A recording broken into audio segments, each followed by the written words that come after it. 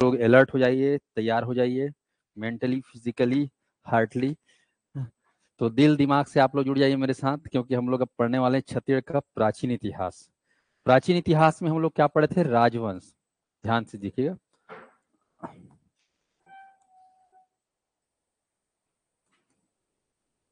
छत्तीसगढ़ का प्राचीन इतिहास, ऐतिहासिक काल, जो तीसरा चरण है, भगवान भोलेनाथ का जो त्रिशूल है, उसमें से पहला पार्ट क्या है? छत्तीसगढ़ का प्राचीन इतिहास। इस प्राचीन इतिहास के आपको ध्यान रखना है, खास खास जो पॉइंट मैंने बताया है, शुरुआत होता है आपका वैदिक काल से। किससे होता है? वैदिक काल। इसके बाद आपका शुरू होता है महाकाव्य काल, ये आपको ध्यान रखना है। इसके बाद महाजनपद काल, ये अपना महाजनपद काल के बाद आप लोग का राजवंश। ठीक है, राजवंश। अब यहाँ पर ध्यान रखना कि ये जो चार वंश है, ये चार वंश मतलब चार, चार से ही पूरा प्राचीन इतिहास को जोड़ के रखना है।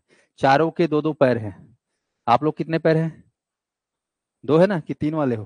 हाँ, दो पैर है ना, ठीक है। हाँ, तो इसके भी दो पैर है। वैदिक काल का मैंने बताया था, पूर्व वैदिक काल और उत्तर वैदिक काल। ठीक है, महाकाव्य काल का मैंने बताया था, रामायण काल और महाभारत काल। और वैसे ही महाजनपद काल में जैन धर्म और बौद्ध धर्म। ठीक है, और वैसे ही राजवंश में आपको बोलना है राष्ट्रीय राजवंश और क्षेत्रीय राजवंश। हो गया? दोनों के दोनों पैर है कि नहीं, बताओ? ये आपका हो चुका है। छत्तीसगढ़ में इसका कोई जानकारी नहीं है। इसका जानकारी शुरू होता है रामायण के बारे में। आप लोग याद रखना है, रामायण कालीन मेन जगह, महाभारत कालीन मेन जगह को याद करना है। रामायण काल में छत्तीसगढ़ को क्या कहा जाता था, महाभारत में क्या कहा जाता था? रामायण काल में आपको छत्तीसगढ़ को ध्यान रखना है, दक्षिण कोसल, नीचे दंडकारण्य। महाभारत में प्राग कौशल और नीचे महाकांतार। जैन और बौद्ध, जैन में आपको ध्यान रखना है बेसिकली कहाँ कहाँ पर मेन जगह जो मिला है जैन वाला। तो आरंग का वो जो भांडल देव मंदिर है, उसको अच्छे से याद रखना। और आपका मेन जो है, आप लोग को क्रम बताया था, 1, 5, 16, 23, 24। तो एक में कौन था? ऋषभ, हाँ, गुंजी वाला ऋषभ देव महाराज। 5 में कौन था? सुमतिनाथ, कहाँ वाले? आरंगदेव। ठीक है, और 16 में कौन सा था? शांतिनाथ, कहाँ वाले शांतिनाथ? हाँ, शांतिनाथ भाटागुड़ा, बस्तर। ठीक है, और 23 कहाँ वाले? पार्श्वनाथ। पार्श्वनाथ बोलने से नकपुरा, वेरी इंपॉर्टेंट, नकपुरा। और बाकी रतनपुर भी ले सकते हो। और उसके बाद आखिरी भी 24 कौन है? महावीर, भांडल देव, आरंग। ये हो गया। उसके बाद बौद्ध, बौद्ध में आपको गौतम बुद्ध को याद रखना है। बुद्ध संबंधी मेन जगह जो है सिरपुर। ठीक है, चले राष्ट्रीय राजवंश में हम लोग शुरू कर चुके हैं। राष्ट्रीय राजवंश में कल की क्लास में क्या पढ़ाया था? मौर्य वंश। तो मौर्य वंश के बारे में सब चीज बता दिए थे। मौर्य वंश में अगर देखा जाए तो सम्राट अशोक का जो है इतिहास छत्तीसगढ़ से जुड़ा हुआ है। कारण उन्होंने जो है कलिंग विजय के लिए जो है अपनी सेना के साथ जो है पाटलिपुत्र से उड़ीसा के लिए वो क्या किए थे, है ना, अपने सेना के साथ चले थे। तो उस समय जो है हमारे छत्तीसगढ़ के कुछ जगहों पर वे रुके थे। कहाँ कहाँ रुके थे? तो आप लोग को यहाँ पर बता दिए थे ना, कहाँ कहाँ रुके थे बोलने से। अपना ये रामगढ़ की पहाड़ी, ठीक है, शक्ति जिला, जांजगीर चांपा, थोड़ा बहुत बिलासपुर, ये अपना रायपुर, और ये अपना महासमुंद। मतलब रुके तो यहाँ थे मेन, लेकिन यहाँ से चले थे। बीच बीच में क्या है, सिक्का मिला है, पैसा सिक्का। बीच में जाते जाते खर्चा पानी किए होंगे। तुम लोग जाते हो बीच में कहीं चले थे, चना मुर्रा बस वाले में आता है, मुर्रा ले, यही चना ले, गन्ना रस, वो क्या क्या चना बूट आता ही नहीं आता है। पैसा देते हो नहीं देते हो? ठीक है, ऐसे ये लोग भी खर्चा पानी किए थे, तो सिक्का हमको वो मिला है। तो सिक्का को आपको अच्छे से याद करना है। मुद्रा, ठीक है, तो मुद्रा आपको ध्यान रखना है। बेसिकली मैं जो मुद्रा लिखाया हूँ बैट, ये स्वर्ण मुद्रा है। कई बार सवाल आता है कि मुद्रा सोने का था कि चांदी का था, तो आपको बोल रहे हैं स्वर्ण मुद्रा। तो स्वर्ण मुद्रा से आप क्या लेना है? बैट। ठीक है, बैट किसके लगाओगे? स्वर्ण मुद्रा का। तो बी से बारदेगांव, ए से अकलतरा, और टी से ठठारी। याद रखना है कि ठठारी कौन से जिला में है? अभी वर्तमान शक्ति हो गया है। अकलतरा कहाँ है? जांजगीर चांपा। और बारदेव कहाँ है? सारंगढ़, भिलाईगढ़। ये आपको ध्यान, ऐसे ही इसमें ऐड कर लेना। ये तो स्वर्ण मुद्रा है, ऐसे ही चांदी के मुद्रा, चांदी के सिक्के, चांदी के सिक्के को ऐड कर लेना अपने नोट्स में।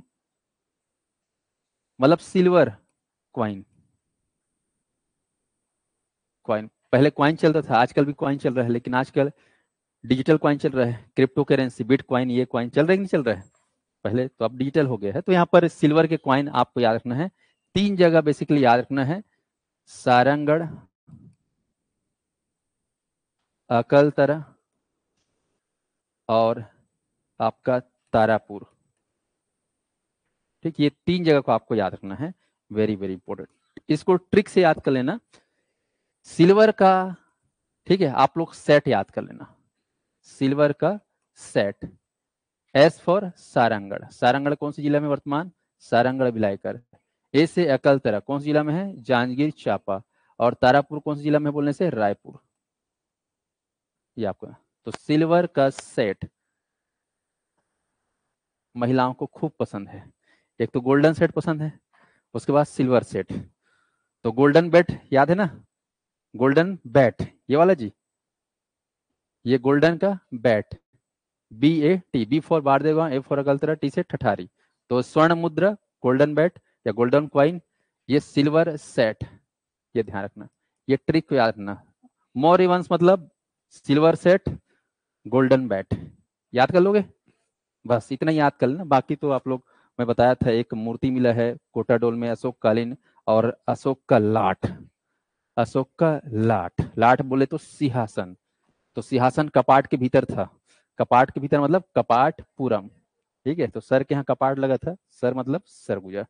हो गया, चलो अब सीधे हम लोग आज नया राजवंश शुरू करते हैं। मौर्य वंश का पतन हो चुका है, राष्ट्रीय राजवंश में अब दूसरा राजवंश हमको शुरू करना है। फिर से देख लो एक बार, राष्ट्रीय राजवंश में क्या क्या बताया था आप लोगों को। राष्ट्रीय राजवंश में याद है ट्रिक, मौसा को क्या खिलाना है, गुप्त रूप से। तो मौसा मतलब यहाँ पर मौ से मौर्य वंश, उसके बाद सा से सातवाहन वंश, मौसा, मौसा को मतलब कुषाण वंश, ये आपको ध्यान रखना है। उसके बाद मेवा, में से मेघ वंश, ठीक है, और वा से वाकाटक वंश, ये आपको याद रखना है। और फाइनली आपका जो है वाकाटक के बाद आपको क्या लेना है, गुप्त वंश। हो गया, तो मौसा को मेवा खिलाना है गुप्त रूप से। तो पहला पढ़ चुके हैं, आज बारी है दूसरा सातवाहन की। तैयार हो, चलिए। तो सातवाहन, ध्यान रखेंगे सातवाहन वंश जो है, ये जो वंश है, इसको ब्राह्मण वंश का एक राष्ट्रीय राजवंश माना जाता है। ब्राह्मण वंश, आप भारतीय इतिहास पढ़ेंगे तो ब्राह्मण वंश के नाम से जाना जाता है। कहा जाता है कि मौर्य वंश में जो है सम्राट अशोक के आते आते, स्वयं सम्राट अशोक जो है शुरुआत में तो शिव जी के भक्त थे, परम अनुयायी थे, लेकिन बाद में जो है उन्होंने बौद्ध धर्म को अपना लिया और बौद्ध धर्म को इतना प्रचार किया कि कहीं ना कहीं हिंदू धर्म थोड़ा सा डाउनफॉल आ गया, या फिर एकदम से छिप गया कहना चाहिए, क्रेज डाउन हो गया था। जैसे पहले हमारे यहाँ वो सब लोग छत्तीसगढ़ में कहाँ जा रहे हो जी, शिरडी वाले साईं बाबा घूमने, सब कुछ साईं साईं बाबा वाला चलता था, जहां जहां देखो साईं मंदिर का उपास गुरुवार के घाव 16 घाव, ये ले है ना, पहले सावन सोमवार चलता था, फिर साईं वाला, अब फिर से कम बैक आ गए, देवों के देव महादेव श्री शिवाय नमः तुभ्यम। तो ऐसे चल रहा है क्रेज, है ना, पलटी मार के। तो यहाँ पे ध्यान रखना, फिर से ऐसे ही पलटी मार के आ गया ब्राह्मण वंश। तो ब्राह्मण वंश के अंतर्गत खासकर आप लोग इंडियन हिस्ट्री में सुनोगे तो यहाँ पर शुरुआत हुआ सुंग वंश से, सुंग वंश, कर्ण वंश, ठीक है, उसके बाद सातवाहन वंश और आपका वाकाटक वंश, ये ध्यान रखना है। ये चारों के चारों को बोला जाता है ब्राह्मण वंश, इसलिए बोला जाता है ब्राह्मण वंश क्योंकि ये लोग सनातन धर्म को मानते थे, हिंदू धर्म को मानते थे, इस वंश के राजा लोग। सुंग, कण्व, सातवाहन और वाकाटक, इनका क्षेत्र अलग अलग था और ये लोग एक के बाद एक आया ना। पहले नंबर पे सुंग वंश आया, इसके बाद कण्व वंश, उसके बाद सातवाहन वंश और उसके बाद वाकाटक वंश। छत्तीसगढ़ के परिप्रेक्ष्य में यदि आपसे पूछा जाए कि बताओ बाबू रे, इस चारों में से कौन कौन से वंश ने छत्तीसगढ़ में शासन किया या छत्तीसगढ़ में इसका प्रभाव रहा, तो 4 में से आपको 2 को जो है, 2 बोलता हूँ, 1 को जो है नेग्लेक्ट कर देना। ठीक है, 3 वंश का प्रभाव हमको देखने को मिला है, सुंग, सात और वाकाटा। कण्व का कर्ण भी नहीं मिला हमें छत्तीसगढ़ में, ऐसे करके याद कर लेना, कण्व का कर्ण भी नहीं मिला है, एक याद कर लोगे। तो ब्राह्मण वंश के अंतर्गत 4 वंश था, सुंग, कण्व, सात और वाकाटक, जिसमें कौन कौन से राजवंश की जानकारी मिली है, स्पष्ट है। चलिए अब बात करते हैं। तो ब्राह्मण वंश में हमें जो है, हम यहाँ पर जो देखेंगे बेसिकली सातवाहन वंश को देखेंगे। शुरू करें सातवाहन वंश। चलिए, तो सातवाहन वंश एक राष्ट्रीय राजवंश है। तो जब भी राष्ट्रीय राजवंश की बात करेंगे तो उसको इंडिया लेवल पे देखना है। किस लेवल पे देखोगे? इंडिया लेवल पे, क्योंकि क्या है वो राष्ट्रीय राजवंश है। क्षेत्रीय राजवंश होता तो उसको केवल कितना देखते? छत्तीसगढ़ के परिप्रेक्ष्य में देखते। तो ये हमारा सारे जहां से अच्छा हिंदू सत्य हमारा। वंदे मातरम।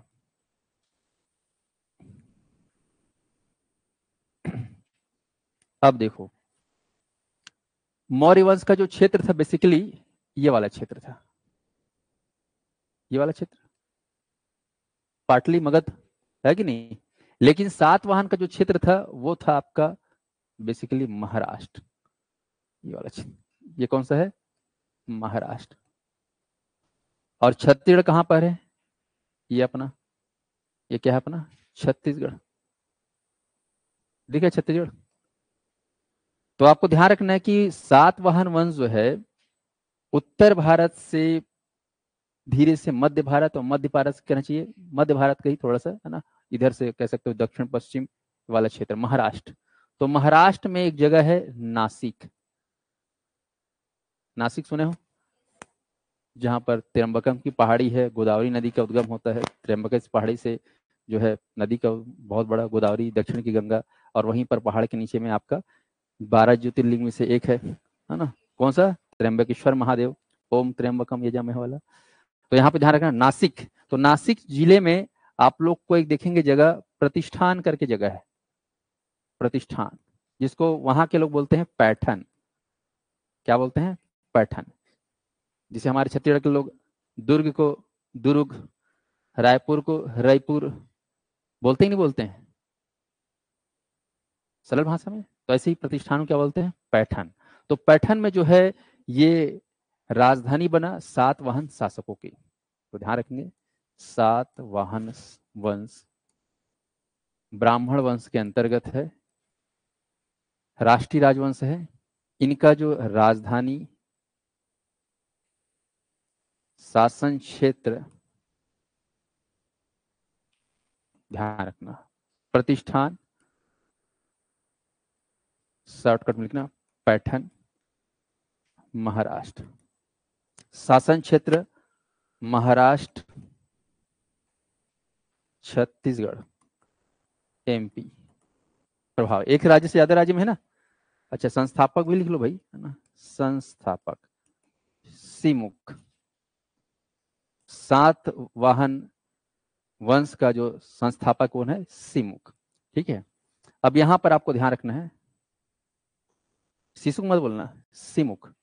तो यहां पर राजधानी हो गया, शासन क्षेत्र, संस्थापक। अब इनका प्रभाव छत्तीसगढ़ में देखने को मिलेगा। इनका शासन अवधि भी लिख लो, शासन काल। तो अलग अलग किताबों में अलग अलग है, आप लोग मार देना 72 से 200। ठीक है, कई बुक में जो है 60 से 196 दिया हुआ है, पर यहाँ पर वेरी वेरी इंपॉर्टेंट, है ना, जो फोकस करने वाली बात है, 72 जो है वो ईसा पूर्व है, और 200 जो है वो ईसवी है। हिंदी में लिखना, ये 72 बिफोर क्राइस्ट है और 200 क्या है? एडी है। यानी कि ब्राह्मण वंश में या ब्राह्मणों ने या सातवाहन वंश ने उस समय को देखा जब ईसा पूर्व और ईसवी का बीच का समय आया।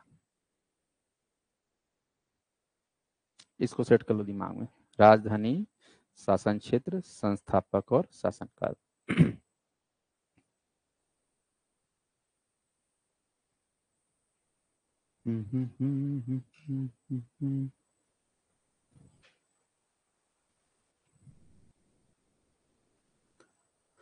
ऑनलाइन वालों को समझ में आ रहा है कि नहीं आ रहा है?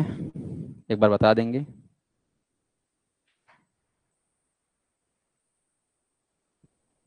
फॉर्म वार्म कैसे भरे सर, ये सब मत पूछा करो यार क्लास में, है ना? हाँ, उसको ऑफिस में फोन लगा ली करो किसी जी। तो चलिए, सातवाहन वंश बेसिक जानकारी समझ में आ गया। मेरे साथ बोलेंगे, राजधानी कहाँ थी?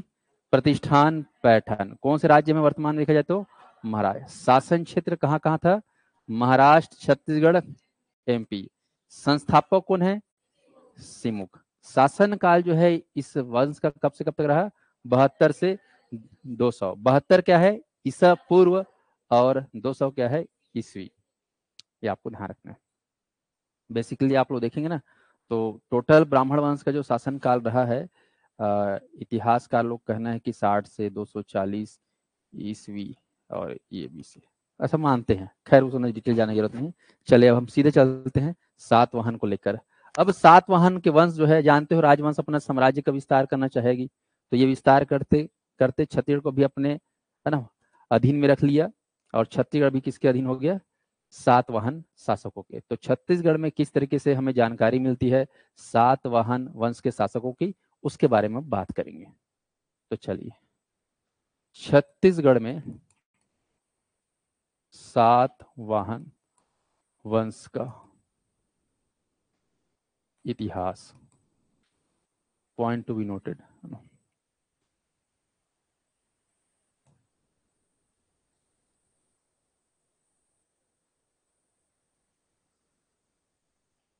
छत्तीसगढ़ के परिप्रेक्ष्य में आपको समझना है।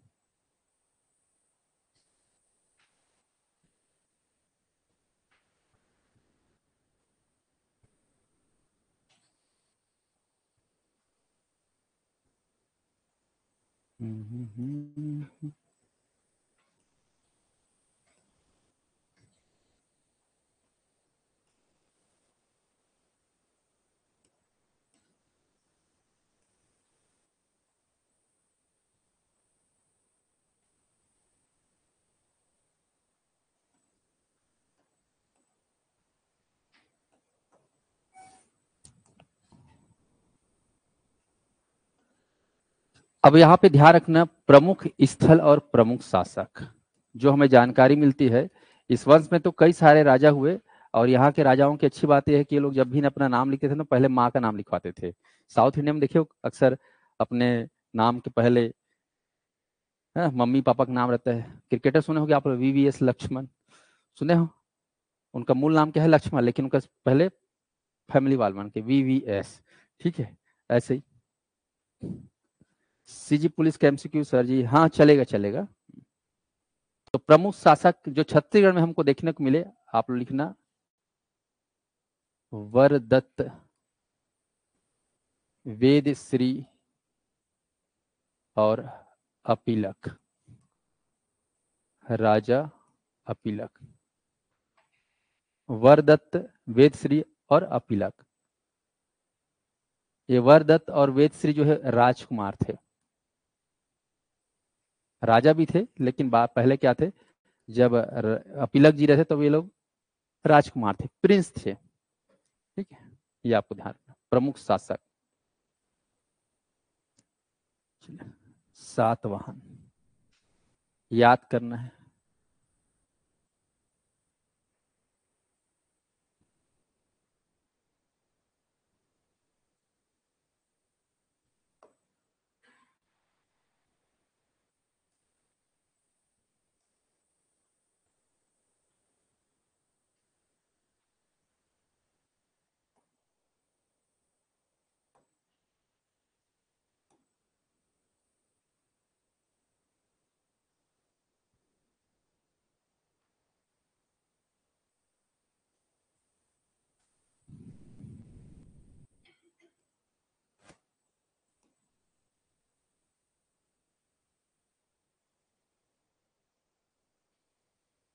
दिख रहा है, क्या है पता है तुम लोग को, बस ट्रेन।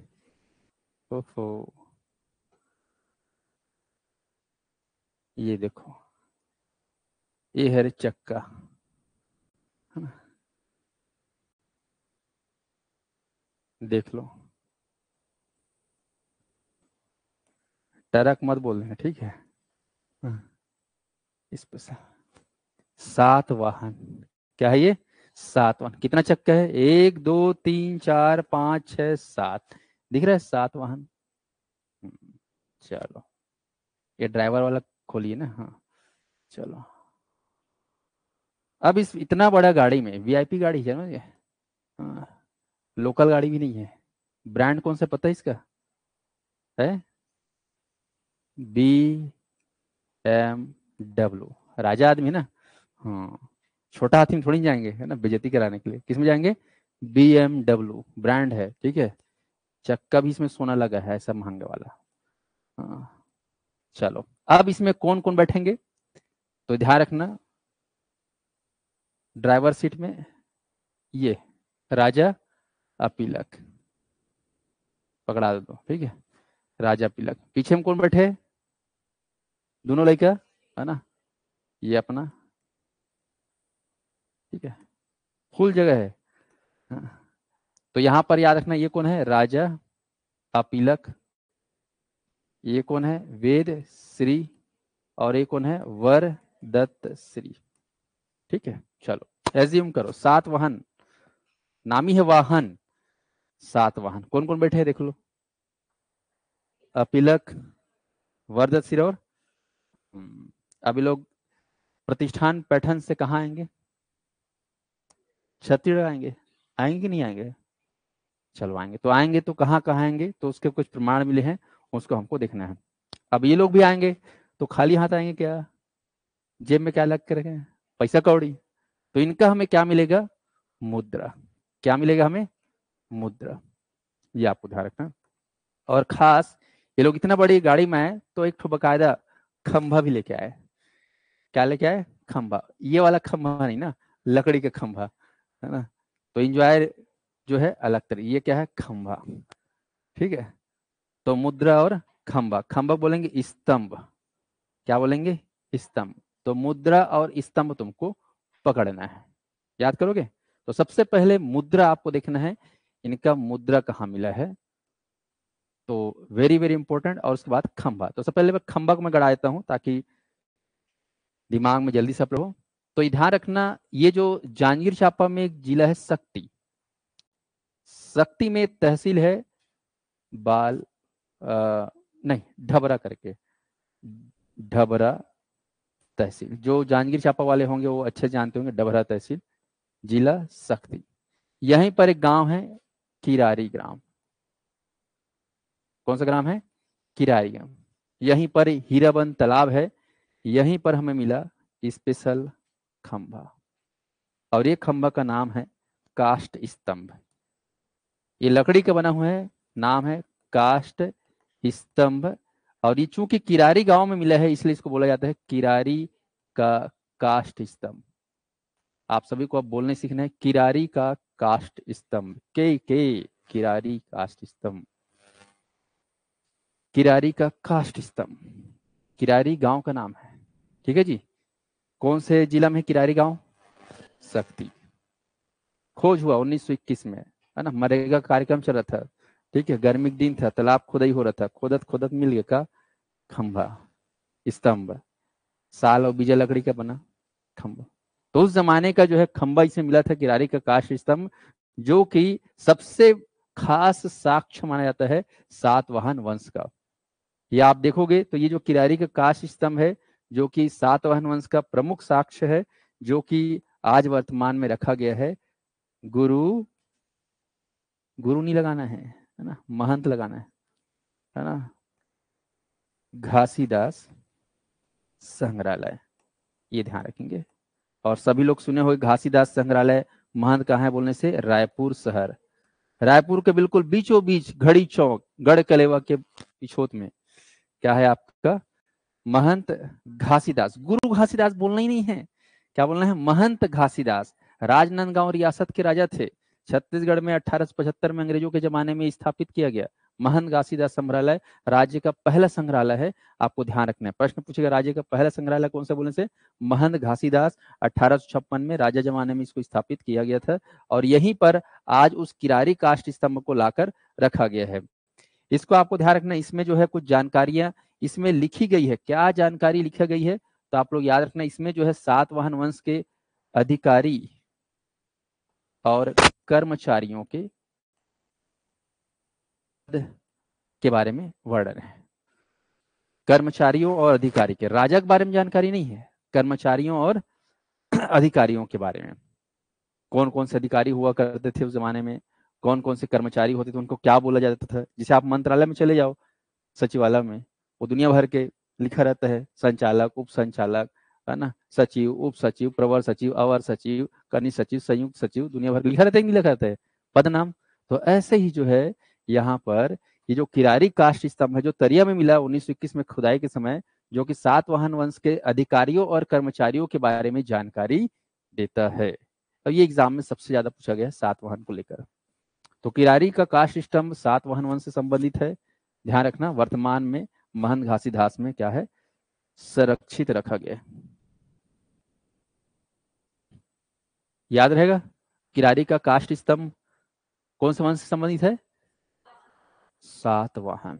धर के लाए थे दे और ला के वहां गड़ा दिए थे, ऐसे करके, तभी तो गाड़ी लंबा था जी, बड़ी जन है ना खंबा। चलो अब आते हैं मुद्रा। देखिए मुद्रा, तो सातवाहन के जो मुद्रा है आपको ध्यान रखना है, कहां कहां मिला सवाल पूछा जाता है। तो एक याद रखना है बालपुर, दूसरा है मल्हार, और तीसरा है चकरबेड़ा। ये ध्यान रखना, बालपुर, मल्हार और चकरबेड़ा। बालपुर ये देखा जाए तो आपका पहले जांजगीर चांपा जिला में था, अब कहाँ आ गया है, शक्ति।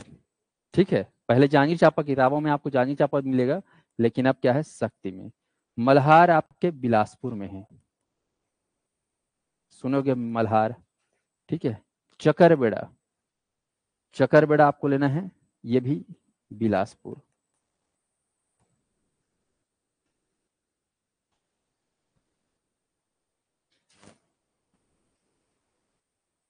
तो बालपुर, मल्हार और चकरबेड़ा, ये आपको ध्यान रखना है। तो यहाँ पर बालपुर, मल्हार और चकरबेड़ा में जो है आपको ध्यान रखना है, अपीलक के राजा अपीलक के मुद्रा हमें प्राप्त हुए। बालपुर में भी अपीलक के मुद्रा, और चकरबेड़ा में याद रखना रोम के स्वर्ण सिक्के प्राप्त हुए हैं सातवाहन वंश के संबंध में। रोम बोले तो आज हमको इसको बोलते हैं इटली, इटली की राजधानी रोम। तो यहाँ पर ये जो राजा लोग आए थे अपने साथ फॉरेन करेंसी भी लेकर आए थे, राजा आदमी डॉलर लेके आए थे मान चलो। तो रोम, रोम के स्वर्ण सिक्के हमको कहाँ मिला है, चकरबेड़ा में। ये एग्जाम में आता है, रोम के स्वर्ण सिक्के सातवाहन काल में कहाँ मिले, तो आपको याद रखना है चकरबेड़ा। अब इसका ट्रिक बना लो आप लोग, BMW। ठीक है, बी बोले तो बालपुर, एम बोले तो मल्हार, और डब्लू बोले से चक्का। डब्लू बोलने से चक्का, आप लोग सुने होंगे व्हील, अंग्रेजी में क्या बोलते हैं, व्हील, और छत्तीसगढ़ में क्या बोलते हैं व्हील को, चक्का। तो डब्लू व्हील, चक्का, याद कर लो। तो सातवाहन का जो चक्का है, देख रहे हो चक्का, या हाथ देख के ठग है, सात ठग। तो BMW चक्का दिख रहा है आप लोग को, तीन लोग बैठे हैं, वो तीनों तुम लोग को देखना है। B4 बालपुर, कहाँ है बालपुर, शक्ति, है ना, बाल में बहुत क्या है, शक्ति है। उसके बाद क्या है दूसरा, मल्हार, मल्हार कहाँ है, बिलासपुर। अब देखो जिला परिचय पढ़ाया हूं तो मल्हार का नाम लिया हूँ, लिया हूँ नहीं लिया हूँ, पहचानना है ना। चकरबेड़ा कहाँ है ये, बिलासपुर। चकरबेड़ा में कहाँ सिक्का मिला पता है, रोम का स्वर्ण सिक्का, ये आपको ध्यान रखना है। और डबरा तहसील के कौन से गांव में खंबा मिला है, किरारी ग्राम में, याद रहेगा। चलिए, तो ये हो गए मुद्रा, दिख रहा है मुद्रा। BMW ट्रिक याद रख लो, ये BMW है ना, मर्सिडीज मत बोल देना, BMW। ठीक है, BMW, ये एग्जाम में पूछा जाएगा। चलिए अब आते हैं यहाँ पर, एक है शिलालेख। कास्ट स्तंभ तो देख लिया आप लोग, अब देखना है शिलालेख। तो शिलालेख कास्ट स्तंभ के बाद इसको याद रख लेना, और ये शिलालेख मिला है गुंजी में, गुंजी। मान लो ये बड़ी जन चट्टान है, बड़ी जन मतलब पहाड़ है, पहाड़ में क्या है, बड़े बड़े पत्थर देखे हो, चट्टान रहता है कि नहीं रहता है? हाँ, चट्टान। कई लोग चट्टान में ऐसे वाला लिखे रहते हैं, ऐसे वाला, है ना। आजकल एक क्रेज कम हो गया, हम लोग जब छोटे थे ना तो ये वाला भयंकर चलता था। हाँ, तुम लोग देखे हो नहीं देखे हो आज तक इस वाला? देखे हो तीर धनुष वाला? पान में से। तो खैर ये सब क्रेज खत्म हो गए। तो शिलालेख आपको जहाँ चट्टान में कुछ लिखा हुआ था, चट्टान में कुछ लिखा हुआ मिला है। पाली, सॉरी पाली नहीं, प्राकृत है वो, प्राकृत भाषा और ब्राह्मी लिपि। उस समय में क्या है, ब्राह्मी लिपि का उपयोग ज्यादा करते थे भारत देश में, और पाली या प्राकृत लिपि का जो है भाषा का प्रयोग करते, जैसे अभी हिंदी भाषा, है ना। क्या सबसे पहले तो संस्कृत भाषा चलता था ना, संस्कृत एकदम वैदिक संस्कृत, फिर धीरे से संस्कृत का सरल वर्जन लौकिक संस्कृत, उसके बाद फिर यही पाली और प्राकृत आया, और उसके बाद पाली और प्राकृतिक के बाद मगध, अर्धमागधी, और मागधी के बाद छत्तीसगढ़ी पढ़ोगे आपको।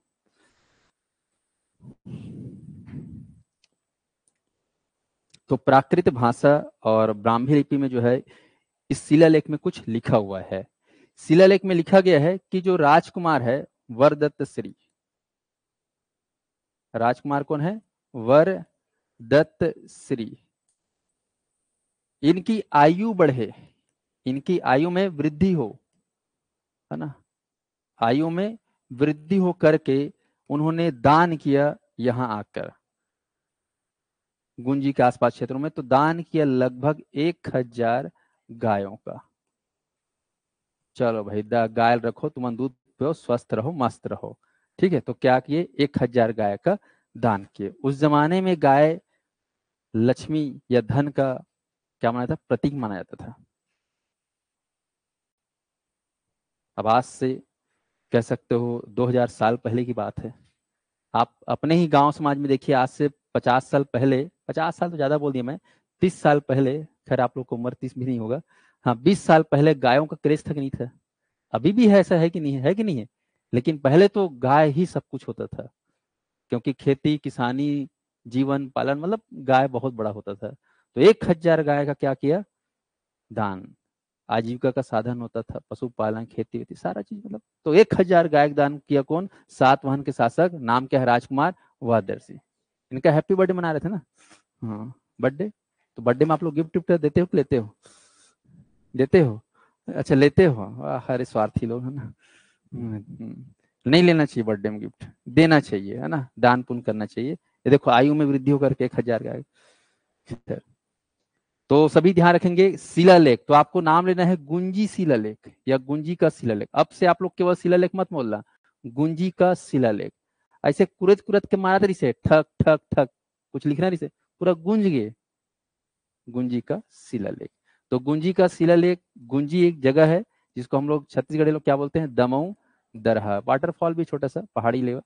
तो ये कहाँ है आपका, जिला शक्ति, शक्ति जिला में स्थित है, ध्यान रखना, एग्जाम में बार बार आता है। गुंजी का शिलालेख कौन से राजवंश से संबंधित है, करके डायरेक्ट सवाल आता है।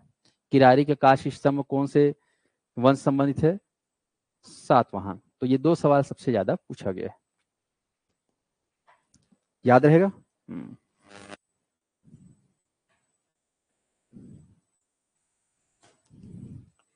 हो गया। तो आप लोगों ने जो है बेसिकली मुद्रा, काष्ठ स्तंभ और क्या दिखा है, शिलालेख, ये तीन चीज को कम से कम याद रखना। और भी बहुत सारा चीज मिला है लेकिन तुम लोग को नहीं बताऊंगा, केवल मुद्रा, स्तंभ और शिलालेख को पढ़ो। सातवाहन के संदर्भ में मुद्रा बीएमडब्ल्यू, काश स्तंभ किरारी, और शिलालेख गुंजी। याद रहेगा, याद हुआ कि नहीं हुआ? काष्ठ स्तंभ में किन की जानकारी मिलती है, अधिकारी और कर्मचारी मन के। और गुंजी शिलालेख में काकर जानकारी मिली, किसकी जानकारी मिलती है, 1000 गायक दान करी थी का जानकारी मिली से, ऐसी समझ में। ये आपको ध्यान रखना है। वो काष्ठ स्तंभ कहाँ अभी वर्तमान में रखे हैं बताओ, कहाँ रखे हैं, महंत घासीदास संग्रहालय। ये बार बार पूछा जाता है, आपको संक्षेप में याद रखना है, ठीक। अब यहाँ पर थोड़ा ध्यान रखना, जब सातवाहन का वंश चल रहा था तो इसी जमाने में एक विदेशी यात्री आया, विदेशी यात्री घूमने फिरने के लिए। उसका नाम था टॉलमी। टॉलमी ये रहने वाले थे मिस्र के, जो कि अफ्रीका महाद्वीप में है। 7 महाद्वीप है और पढ़े हो, एशिया के नीचे ऑस्ट्रेलिया, यूरोप के नीचे अफ्रीका, नॉर्थ अमेरिका के नीचे साउथ अमेरिका। तो यूरोप के नीचे जो अफ्रीका है, अफ्रीका में जानते हो एक देश है मिस्र, जिसको इजिप्ट बोलते हैं। इजिप्ट का पिरामिड जानते हो ना, 7 अजूबों में से एक। तो इजिप्ट के निवासी यानी कि मिस्र के निवासी टॉलमी जो है छत्तीसगढ़ आए आए आए तो उन्होंने जो है छत्तीसगढ़ को देखकर आश्चर्यचकित हो गए, हैरान हो गए। अरे बाप रे, यहाँ तो सोना चांदी गाय गरु दुनिया भर के सब है, संपन्न आदमी है ना। तो उन्होंने नाम धर दिया यहाँ का नाम अधिष्ठी। क्या नाम रख दिया? अधिष्ठी। तो छत्तीसगढ़ को अधिष्ठी किसने कहा? हाँ ध्यान, अधिष्ठी बेसिकली उन लोग का शब्द है, उन लोग मतलब अफ्रीकन वर्ड, ये मान चलो अधिष्ठी छत्तीसगढ़। तो छत्तीसगढ़ को अधिष्ठी नाम दिया कौन? टॉलमी, है ना। Tall me something, tell me something, तो आपको बोलना है अधिष्ठी अधिष्ठी, याद रहेगा। तो विदेशी यात्री टॉलमी ने छत्तीसगढ़ को अधिष्ठी नाम दिया और उन्होंने यहाँ का तारीफ किया। और तारीफ में क्या बोला कि छत्तीसगढ़ जो है वो विशुद्ध हीरो का क्षेत्र है, विशुद्ध हीरो का क्षेत्र, ये आपको ध्यान है। छत्तीसगढ़ क्या है? विशुद्ध हीरो का क्षेत्र। डायमंड है यहाँ पे, सुने भी नहीं सुने डायमंड? बस्तर के तोकापाल में है डायमंड, मैनपुर के है ना पालीखंड कोदोमाली में डायमंड है कि नहीं। एलेक्जेंड्राइड भी मिलता है, जिसको गरीबों का हीरा कहा जाता है देवभोग में। तो छत्तीसगढ़ में हीरा है कि नहीं है? है। हो सकता है उस जमाने में और कुछ ज्यादा मिलता रहा होगा। तो अधिष्ठी ने क्या कहा छत्तीसगढ़ को, सॉरी टॉलमी ने क्या कहा छत्तीसगढ़ को? युधिष्ठिर। और तारीफ में क्या शब्द बोला? हाँ, छत्तीसगढ़ विशुद्ध हीरो का क्षेत्र है। और इसी जमाने में सातवाहन के समय में जो है बौद्ध धर्म के गुरु भी आए थे, और उस गुरु का नाम था नागार्जुन। नागार्जुन बौद्ध धर्म के या बौद्ध गुरु। आप लोग देखोगे तो गौतम बुद्ध के बाद गौतम बुद्ध के 2 शिष्य थे, आनंद और उपाली, ठीक है, वो लोग फेमस हुए। लेकिन बौद्ध गुरु के बाद अगले कोई गुरु अगर फेमस हुए हैं तो वो थे नागार्जुन। क्या नाम था? नागार्जुन। मैंने रायपुर में जाओगे साइंस कॉलेज का नाम इसी के नाम पे है ना, नागार्जुन। तो नागार्जुन ने आए थे पहली शताब्दी में, है ना, इसी शताब्दी में। तो यहाँ पर सातवाहन काल के जो शासक लोग थे, उनके रहने खाने रुकने के लिए जो बाकायदा आश्रम बनवाए थे, उनके लिए बाकायदा फ्लैट बुक नहीं किए थे, सीधा होटल बुक कर दिए थे, होटल मेफेयर, समझ में? हाँ, तो यहाँ पर याद ना संघाराम विहार, संघाराम विहार जो कि 5 मंजिला था। तो संघाराम विहार नागार्जुन के स्वागत के लिए जो है बनाया गया था, और ये 5 मंजिला था। उस जमाने में सोचो, आज से 2000 साल पहले 5 मंजिला इमारत। तो बहुमंजिला इमारत में रुकने की व्यवस्था किनके लिए की गई थी?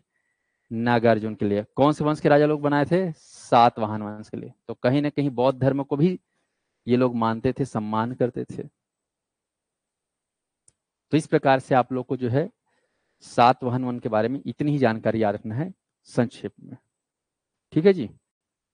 यहां तक किसी को कोई दुख तकलीफ तो बताओ। चलो 2 मिनट रिविजन कर लो, मैं जो पढ़ाया हूं उसके बाद देख लो। शुरुआत हम किए थे सातवाहन वंश को लेकर, ठीक है। राजधानी मेरे साथ बोलते जाओ, कहाँ है? प्रतिष्ठान पैसठन। कौन से स्टेट में है? महाराष्ट्र। इन लोग का शासन क्षेत्र महाराष्ट्र, छत्तीसगढ़, एमपी। सियान कौन है?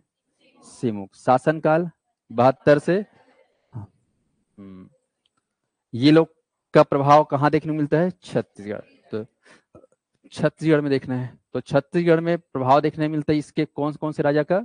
वरदत्त श्री, वेद श्री और अपीलक, ठीक है। इनके बारे में जो जानकारी के जो प्रमाण है वो किस रूप में देखने मिलता है? तो याद रखना मुद्रा, स्तंभ और शिलालेख बेसिकली में। बाकी विदेशी यात्री या यात्री तानी बोल सकते कोई दिक्कत, लेकिन मेन याद रखना मुद्रा, स्तंभ और शिलालेख। मुद्रा में कौन सा मुद्रा मिला बताओ, कहाँ कहाँ मिला है? स्वर्ण मुद्रा मिला है। अच्छा, मुद्रा कहाँ कहाँ मिला है वो 3 जगह का नाम बताओ, है ना? हाँ चलो मैप में भर देता हूं मैं। मुद्रा कहाँ मिला है? बालपुर, BMW, B4, हाँ ये बालपुर, यहाँ पर बालपुर। और दूसरा क्या था? मल्हार, ये मल्हार लिख दिया मल्हार। और चकरबेड़ा, इसी में लिख दिया चकरबेड़ा। ठीक है अपना मुद्रा हो गया ना। चकर भाटा मत बोलना, चकरबेड़ा। स्तंभ, स्तंभ कहाँ मिला है? किरारी, ये भी कहाँ है अपना? शक्ति में, ये किरारी। तो आपको ध्यान रखना है किसकी जानकारी मिलती है इसमें? अधिकारी और कर्मचारी। एग्जाम में पूछता है ना, मैं जितना लिखाया हूं इसमें वही चीजों को लिखाया हूं जो एग्जाम में रिपीट पूछता है, ऐसा ना? तो आपको ध्यान रखना है। कहाँ रखा गया वर्तमान में? महन घासीदास संग्रहालय। राज्य का पहला संग्रहालय कौन सा है? हाँ ठीक है भाई। चलिए अब आते हैं शिलालेख। शिलालेख, तो शिलालेख, शिलालेख को पूरा क्या बोलोगे आपसे? गुंजी का शिलालेख। गुंजी शिलालेख कौन से जिला में है? शक्ति जिला में है, ध्यान रखना। जिसको गुंजी को क्या बोलते हैं? दमोदरा। इसी गुंजी में आप लोग बताया था ऋषभ तीर्थ है करके। किसी को क्या बोलते हैं? ऋषभ तीर्थ। महाभारत काल में इसका ऋषभ तीर्थ नाम था। ऋषभ जी रहते थे, आश्रम था उनका। चले, तो यहाँ पर गुंजी के शिलालेख में क्या जानकारी मिलती है ना? वरदत्त श्री की आयु में वृद्धि हो करके उन्होंने दान पुण्य किया था। कितने गाय का दान किया था? 1000 गायों का दान किया था। ये आप लोग पढ़े हो। उसके बाद बोलना है कौन यहाँ पर आए थे विदेशी यात्री? टॉलमी। टॉलमी कहाँ के रहे भैया? मिस्र के रहे भैया। क्या बोला इन्हें? छत्तीसगढ़ को नाम क्या दिया? अधिष्ठित। और उन्होंने छत्तीसगढ़ के बारे में क्या लाइन बोला? छत्तीसगढ़ विशुद्ध हीरो का क्षेत्र है। हो गया। तो ये हो गया आप लोग का समाप्त, सातवां खत्म। अब आते हैं तीसरा राजवंश, कुषाण वंश। ठीक है, कुषाण वंश। तो कुषाण वंश के बारे में ध्यान रखना। इसे मैं चीन जानते हो, ये पड़ोसी है ना, चाइना, मेड इन चाइना। चीन क्षेत्र से जो है आए थे एक राजा जिसका नाम था कनिष्क, है ना? कनिष्क, याद था कनिष्क। इनके खानदान में और भी थे पूर्वज राजा, लेकिन कनिष्क जो था वो कुषाण वंश का सबसे फेमस और प्रतापी राजा बना। जैसे मौर्य वंश में चंद्रगुप्त मौर्य और अशोक सबसे ज्यादा फेमस हुआ ना, ऐसे ही कुषाण वंश में सबसे ज्यादा फेमस कौन सा हुआ? कनिष्क। कनिष्क याद रखो। कनिष्क कौन से वंश के राजा थे? कुषाण वंश के राजा थे। तो ब्राह्मण वंश के क्षेत्र सिमट जाने के बाद, या फिर कह सकते हो ब्राह्मण वंश से ज्यादा लेना देना नहीं है, मेन लेना देना है मौर्य वंश। आप जानते हो कि ये जो मगध क्षेत्र है, ये मगध क्षेत्र में पहले मौर्य वंश का क्या था? बोलबाला था कि नहीं बताओ? मौर्य वंश या मगध साम्राज्य। मौर्य वंश के पतन के बाद यहाँ पर चीन के कुषाण वंश का क्या हो गया? दबदबा। कुषाण, मौर्य वंश के पतन के बाद कौन सा वंश आ गया यहाँ पर? कुषाण वंश। ऐसा नहीं। और साथ ही साथ ब्राह्मण वंश का भी उदय हुआ। तो ब्राह्मण में जो सुंग वंश था, आप लोग पढ़ोगे पुष्यमित्र सुंग, वो MP विदिशा वाला क्षेत्र था उनका। तो यहाँ पर कनिष्क जो कि कुषाण वंश के राजा थे, मौर्य वंश के पतन के बाद उन्होंने यहाँ क्षेत्र पर पूरा अपना कब्जा बना लिया। और कनिष्क बहुत ही प्रतापी राजा थे। उन्होंने जो है इस क्षेत्र में जो है कई सारे कार्य किए। उनके कुछ प्रभाव हमको छत्तीसगढ़ में देखने को मिलता है। तो इसके क्या प्रभाव देखने को मिलता है, तो बस एक लाइन में लिख देना, कुषाण वंश राष्ट्रीय राजवंश था। राजा कनिष्क, और लिखना भीम कर्ड फिशेस, है ना, या कर्ड फिश, ये राजा लोग का नाम है। लेकिन प्रतापी राजा कौन है? कनिष्क, प्रतापी राजा। ये आपको ध्यान रखना है। तो इनके हमें मुद्रा मिले हैं। मुद्रा वेरी वेरी इंपॉर्टेंट। और वो मूल है हमें तेलीकोट, जो कि है कहाँ, रायगढ़, ये मैं रखना। और ये तेलीकोट रायगढ़ में जो मुद्रा मिला है ये स्वर्ण मुद्रा है, स्वर्ण मुद्रा। तो कनिष्क तेलीकोट है ना, कनिष्क, इसको मैं बोलता हूँ हमेशा तनिष्क। सुने हो आप लोग तनिष्क ज्वेलरी शोरूम, ऐश्वर्या राय। तो तनिष्क, कनिष्क, कनिष्क के बारे में बोला जाता है कि उन्होंने दुनिया में सबसे ज्यादा प्योर गोल्ड का सिक्का जारी किया था, शुद्ध 24 कैरेट वाला।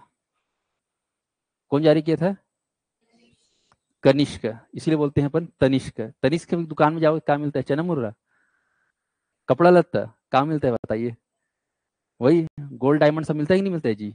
हाँ, तो अपन कनिष्क को किस नाम जानेंगे, तनिष्क। सोना, तो भारत देश में सबसे ज्यादा स्वर्ण शुद्ध का सिक्का जारी किया था कौन, कनिष्क। तो उनका जो सोना सिक्का कहाँ मिला हमें, हाँ रायगढ़ के एक गांव है तेलीकोट, ये आपको ध्यान रखना है।